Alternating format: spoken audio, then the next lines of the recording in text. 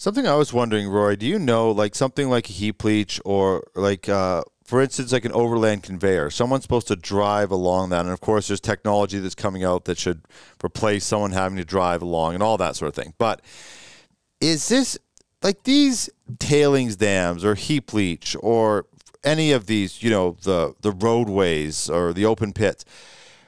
There's obviously a lot of talk about safety. How often, do you have any insight on how often these are actually getting inspected? Like how much oversight? Is it all internal oversight or are there third parties involved? Like what is actually set up even from a regulatory standpoint? It's even the guidelines and regulations now are mainly self-regulating. And what I mean by that is a company may be required to report, but either they're doing the reporting or a third party is doing reporting that they're paying. That they're hiring, okay. So, you know, when we talk about an independent audit, if that auditor is being paid by the company they're auditing, you know, it's a question of how independent it is.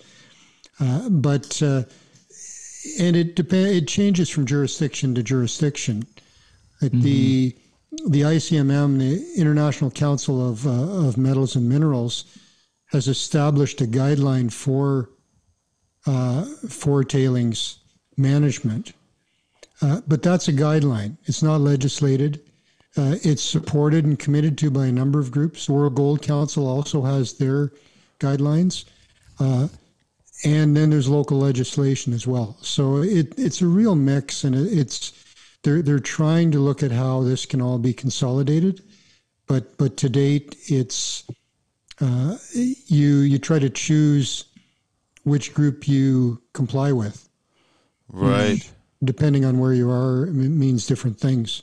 It'd be such an undertaking, right? If it, like, let's say there was, I hate to say it, but like, let's say there was a government agency or something, or a third party agency that was a government agency that even contracted out inspection, you'd be talking, I mean, with all the mines and just the scale of these mines, you'd be talking billions of dollars to carry something like that out.